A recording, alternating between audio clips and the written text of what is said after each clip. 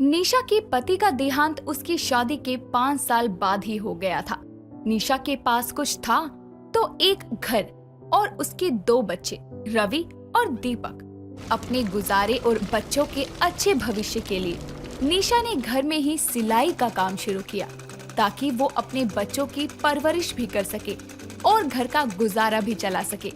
धीरे धीरे समय का पहिया घूमता है और निशा के दोनों बच्चे बड़े हो जाते हैं। निशा अपने छोटे बेटे को पढ़ने के लिए शहर भेज देती है, जहां दीपक पढ़ने बाहर चला जाता है तो वहीं रवि की अच्छी जगह पर नौकरी लग जाती है। ऐसे ही एक दिन रवि निशा के कमरे में आकर कहता है, माँ अब तो आपके दोनों बच्चे बड़े हो गए हैं, अब तो आप ये सिलाई छोड़ दो, मैं कमा तो लेता हूँ और जब दीपक पढ़ाई पूरी करके आ जाएगा तो उसकी भी अच्छी जगह नौकरी लग जाएगी। बेटा जब तुम दोनों छोटे थे तो यही सिलाई मशीन मेरा सहारा थी, जिसके सहारे मैंने इतनी मेहनत करके बिना किसी के आगे हाथ फैलाए तुम दोनों को पालकर इतना बड़ा किया, और तू चाहता है कि मैं ये सिलाई छोड़ दूं? माँ एक लड़की से प्यार करता हूँ मैं, और वो बहुत बड़े घर की लड़की है। कल को उसे या उसके घर वालों को पता लगेगा कि मेरी माँ सिलाई करती है तो मेरी कितनी बदनामी होगी। माँ तो ऐसे बोलता ना बेटा, मेरे लिए तो कुछ भी मेरे बच्चों से बड़ा नहीं है। अगर तू चाहता है कि मैं ये सिलाई छोड़ दूं तो छोड़ दूंगी। इतना कहकर निशा अपनी सिलाई मशीन को पैक करके रख देती है।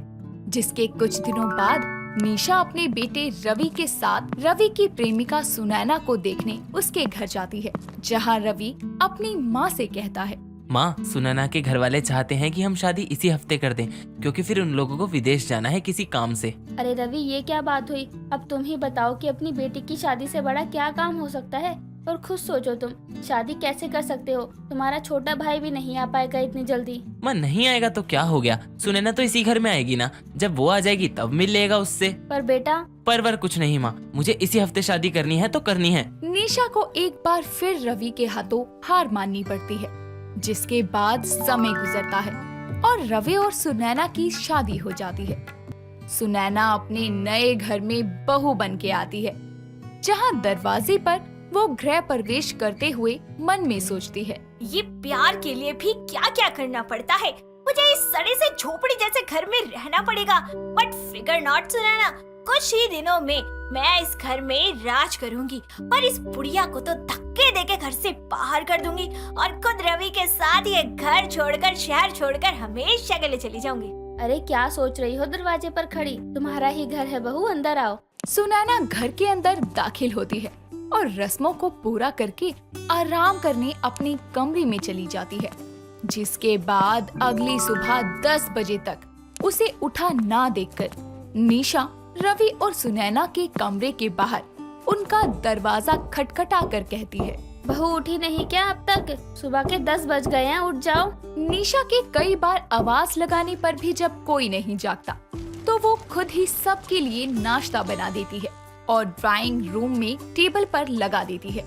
सबके लिए नाश्ता लगाकर वो उनका इंतजार करने लगती है और 12 बजे के करीब रवि और सुनैना अपने कमरे से बाहर आते हैं और उनको देखकर निशा कहती है, आ गए मेरे बच्चों, आओ नाश्ता कर लो। कल रात थक गए होगे ना, तभी 12 बजे आँख खुली है आज। माँ जी आप हमें इनडायरेक्टली ताने दे रही हो? नहीं बहू, मेरा ऐसा कोई मतलब नहीं था, तुम मुझे गलत समझ रही है। माँ जी मैं सब समझती हूँ।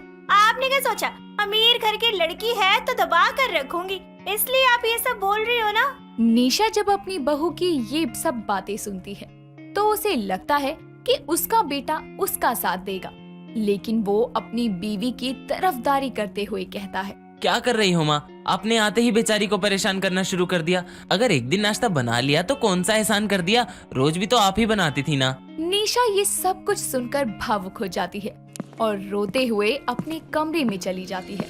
और उस दिन के बाद से उस गरीब माँ निशा की किस्मत और खराब हो जाती है।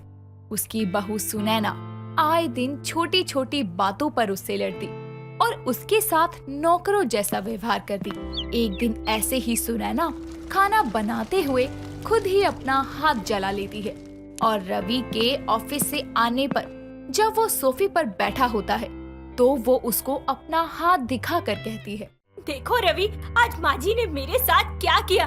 मैंने उनसे कहा कि मेरी तबीयत खराब है, मैं खाना नहीं बना सकती, तो उन्होंने मेरा हाथ जला दिया। रवि इतना सुनकर अपनी माँ को आवाज देता है। तभी निशा अपने कमरे से बाहर आकर कहती है।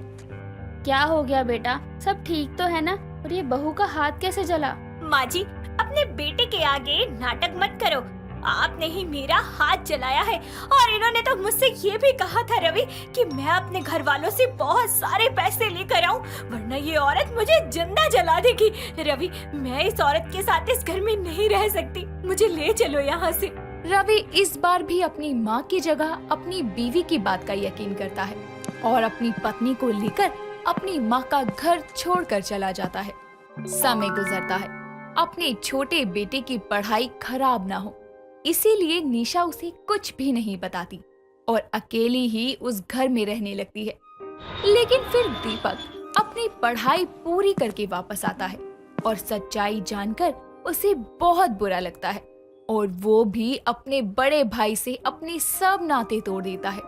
लेकिन कहते हैं ना कि करने का फल तो इसी जन्म में मिलता है। सुनैना के घर वालों के बिजनेस का दिवाला निकल जाता है और रवि को मिर्गी का दौरा पड़ता है, जिस वजह से उसकी कंपनी उसे नौकरी से निकाल देती है। तभी सुनैना को पता चलता है कि वो पेट से है और एक दिन सुनैना रवि से कहती है, रवि मुझे माफ कर देना, तुम्हारी माँ बहुत अच्छी थी, मैं ही नहीं चाहती थी उनके साथ रहना, इसलिए मैंने उस दिन झूठा ड्रामा किया और उन पर वो इल्जाम लगाया, लेकिन उन्हीं की बद्दुआ हमें लगी है। तुम्हारी नौकरी चली गई, हम इतने गरीब हो गए कि किराए के घर में रहना पड़ रहा है। अब तुम्हारे अफसोस करने से कुछ नहीं होगा सुनैना, मुझ में वो हिम्मत नहीं कि मैं अपनी माँ से माफी भी मांग पाऊँ। मैंने सोचा है कि किसी बुटीक में काम करने लगूं।